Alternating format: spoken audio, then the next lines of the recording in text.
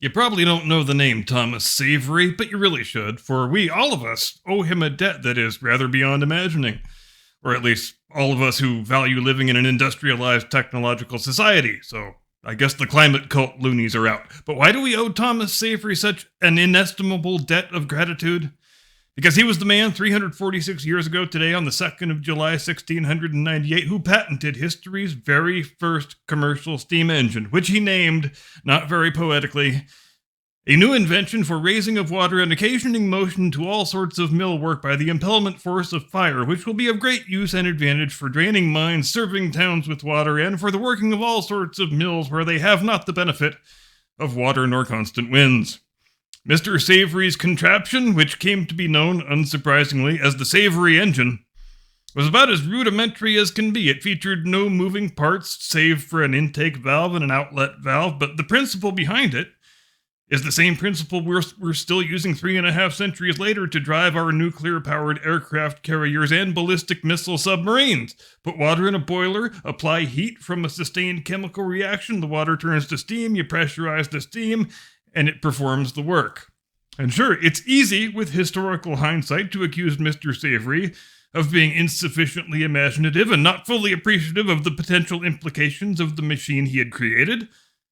But in the times in which he was living, engineers had spent many, many centuries trying to devise a way to move water from one place to another without the aid of gravity.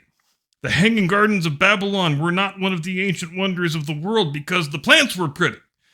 They were one of the wonders of the ancient world because the engineering achievement of getting that much water from ground level all the way up to 60, 70, 80 feet off the ground.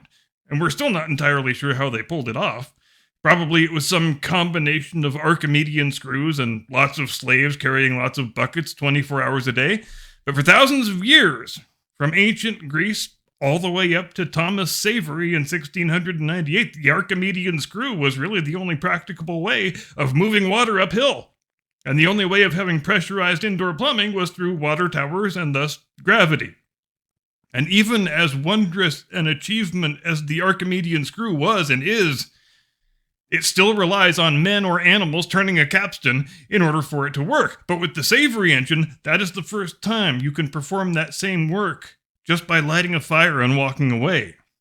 As long as you keep the fire supplied with fuel and the boiler supplied with water, the machine does all the work for you. So it's understandable that Mr. Savory was only thinking in terms of solving one or two specific problems, because they were problems that had been vexing humanity's finest minds for thousands of years. In the actual event, well, the machine wound up having certain design limitations that rendered it unfit for purpose as far as the dewatering of mine shafts.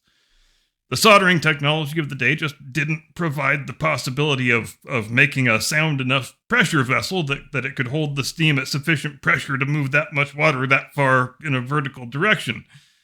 But as far as providing a reliable pressurized indoor water supply to a building or a group of buildings without the need for any water towers, even in its most rudimentary and imperfect form, it wound up being pretty good at that.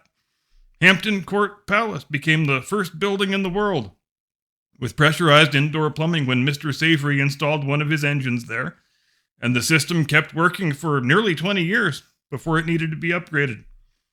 This man could not have had any possible idea that within scarcely a century, the descendants of his machine would enable railroads to crisscross the length and breadth of Great Britain. And within 2 centuries, further refinements of his technology would give birth to the age of steamships, would enable the settlement of previously inaccessible parts of the planet, would turn a transatlantic sea voyage from a terrifying 5-month-long ordeal into a pleasant 5-day luxury excursion. Just don't run into any icebergs, obviously. And how could he know any of that? This guy just thought he had a good idea to make life a little easier on coal miners, and he wound up not even accomplishing that goal. In all likelihood, when Thomas Savory perished in 1715 at the age of 65, he might have reckoned that nobody would ever remember him or his weird, esoteric little invention. But from our remove, as the people who live quite comfortably in the world that he did much to create, we can see that if he did indeed think like that, then he was being far too modest. And since he wasn't of sufficiently noble birth, he never received any lands or titles or knighthoods or any post-nominal letters to speak of. He wasn't even given membership in the Royal Society, even though he made a good number of well-received presentations there. Which is a story that reminds one all too much of John Harrison, the inventor of the marine chronometer, which enabled ships to accurately track their longitude for the first time. He went similarly unhonored within his own lifetime due to being of unacceptably lowly birth, but his invention and Savory's invention, 150 years apart, they are the two linchpins that opened up a world of safe, quick, reliable maritime transportation and commerce. Our world looks completely different, and not in a good way, without either of these gentlemen. And also, God bless fossil fuel. Gotta give fossil fuel a shout out, because that is the other indispensable component of the modern age of technology and convenience that we all like to take so for granted, whether any dumbass hippie dippy climate cultist wants to hear it or not.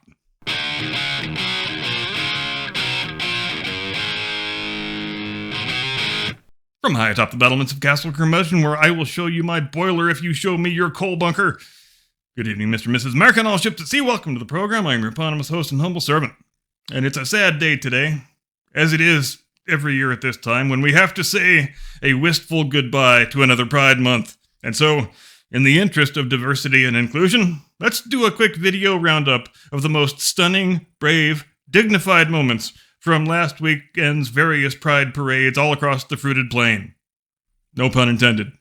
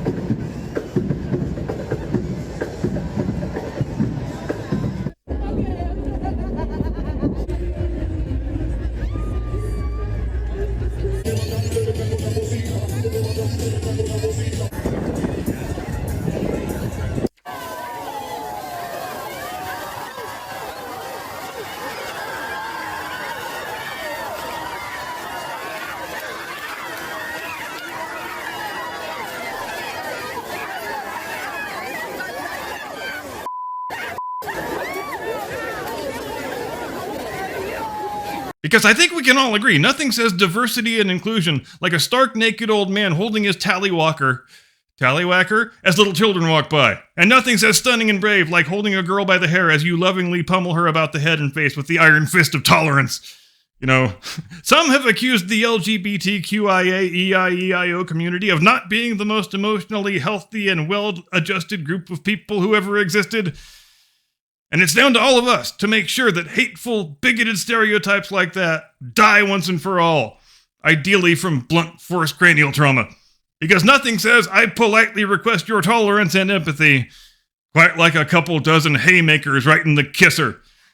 You know, each time Pride Month ends, I have this brief moment of terror like, oh my God, what am I going to write jokes about now? But then I quickly get over it when I remember that Joe Biden is still the president. So yeah, it's been a hell of a fun last 5 or 6 days, at least if you're a fan of unhinged fake news performance artists lighting their hair on fire and shrieking nonsense noises into the sky. And really, who isn't a fan of that when you get right down to it? The trouble all began last Thursday night when, for reasons that are anybody's guess, Joe Biden agreed to debate Donald Trump, and Joe Biden's handlers agreed to put him on the debate stage. Now, was there ever the slightest possibility that this thing was going to go well for our man Joe? No, there was not. And let's not forget, Joe Biden has been more hidden and more cloistered and more protected by his staff than any president in the age of modern media, and arguably any present period, going all the way back to the stroke-addled Woodrow Wilson in the heady halcyon days of the second half of his term in 1919/20. I mean, how many times since he took office has Biden attempted to speak extemporaneously for longer than 5 or 10 minutes? He's done very few sit-down interviews, none of which have been broadcast live, all of which were heavily stage-managed and edited within an inch of their lives. He's done even fewer press conferences, and when he does, he calls out the names from a note card and gets asked questions that have been very obviously vetted beforehand, and he's had a chance to practice his answers in advance. But as far as a solid 90 minutes of Emperor Joe Biden standing there with no clothes on, having to function in a live setting, no earpiece, no note cards, no teleprompter, just on the strength of his own wits alone, nothing remotely close to that has happened since the last time he debated Trump 4 years ago. And is it any mystery why that is? No, not really. And again, this reporter has not the faintest idea why he agreed to do this and why his handlers allowed him to do it. Yeah, I know the fashionable rejoinder is to say, but Biden got to make all the rules, and the debate was on a Trump-hating network, and with 2 Trump-hating moderators, the deck was all stacked in his favor. Well, yeah, it was, but how best to put this? As long as we're doing card-playing metaphors, I don't care if you hand Joe Biden a deck that's got 52 aces in it, he is still going to lose that poker game. He's going to find a way. The only possible best-case scenario they might have envisaged here, in my own judgment, would have been that Trump came off looking like a mean bully for dunking on a confused old codger. I talked about it on the live stream before the debate started, how I thought that was the biggest danger for Trump going into the thing, and that the best approach for him to take would be to say as little as possible and get the hell out of Joe's way, and much to my surprise, pleasant surprise, that's mostly what he did. He did have a couple of really good dunk lines. First with, yeah, he did beat Medicare. He beat it into the ground. And second with, I don't know what he just said at the end of that sentence. I don't think he doesn't know either, or how, whatever the correct wording is. But it was perfect. And he didn't need to do any more than that. When your opponent is standing there with a vacant, confused look in his eyes, with his mouth gaping open so widely that you expect flies to start going in and out of it, if you're Trump, you don't need to add much of a garnish to that main course. The visual is doing all of the work for you. Even if he was perfectly able to speak his own native language intelligibly and express his thoughts with some modicum of coherence, it would not have been enough for Joe Biden to overcome that visual. It was the worst visual contrast in the entire history of televised presidential debates. The gold standard used to be Richard Nixon.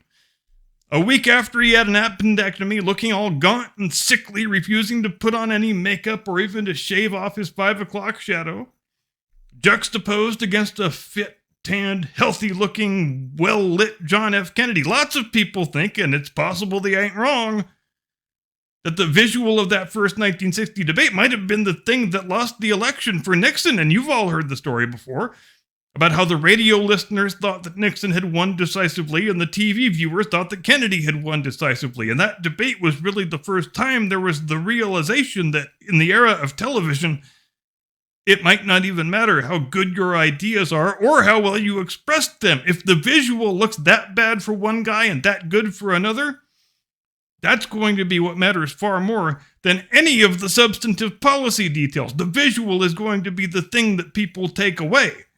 You know, when the debate ended and we were doing our post-game remarks before we closed out the live stream, it seemed pretty obvious that Trump had performed pretty well and Biden pretty badly. But I was expecting the post-debate spin to sound the same as it always does, with both sides saying their guy hit it out of the park and wiped the floor with the other poor bastard. But that didn't happen. We didn't get that. We got several days of full-blown sky-is-falling hysteria from the denizens of the media Democrat complex, which is confusing, I think, because just how little attention have these people been paying this whole time? From where I was sitting, Biden didn't come off any different than he's been coming off these last 5 years. He acted like the same tired, confused, lethargic, inarticulate bumbler that we've been watching ever since he announced for president in 2019. So it was strange watching all these professional journalismers and elected Democrats and celebrity fuckwits melting down like this is the first time they have ever encountered senile Joe Biden. And like, where have you guys been again? I mean, with the idiot celebrities, they can at least plausibly claim ignorance because they're idiot celebrities. They're ignorant about everything. But the elected Democrats and the fake news jackals, With them, it's really more of a tacit admission that they have been lying the whole time, and they bloody well know they've been lying.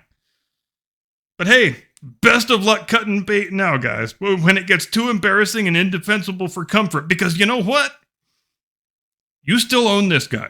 No matter how hard you try to disown him, and I'm talking specifically to you here, the fake news performance artist community, when I say you are the ones who abandoned any last pretext of journalistic rigor when you decided to drag this doddering old fool across the finish line in first place by any means necessary in the last election. You are the ones who engaged in a willful act of election rigging when you were all too happy to help slam the lid shut on the perfectly legitimate and highly pertinent news story regarding Hunter Biden's laptop. You are the ones who kept insisting, swearing up and down, right up until last week, that Joe Biden is in perfectly good mental and physical shape, and only a rat bastard conspiracy theorist would make any suggestion to the contrary. But now, when the extent of your malfeasance is fully, painfully exposed, and you have run out of lipstick to slather on the pig, you guys actually think you can cut bait on this guy now that you installed in the office he currently occupies? Again, best of luck with that, you jackasses. It's a bold move. Can't wait to see how it works out for you. Also, before we go, I just want to briefly state that my Hillary Clinton theory, the one many of you scoffed at when I proposed it, it remains a distinct possibility. She wouldn't have been circling up there like a vulture this whole time if she didn't think there was a potential payoff in it, is all I'm saying. And I never got to yesterday's Supreme Court ruling that caused a whole new round of rage-gasming from all the same rage-gasmers. But I will have much to say on that one later in the week, and we've only barely begun the month of July, and look where the hysteria level is already. Can you imagine what October is going to look like? Jesus. Thanks very much indeed for watching. Have a great day and a pleasant tomorrow. See you next time. Do not comply. Get off my lawn.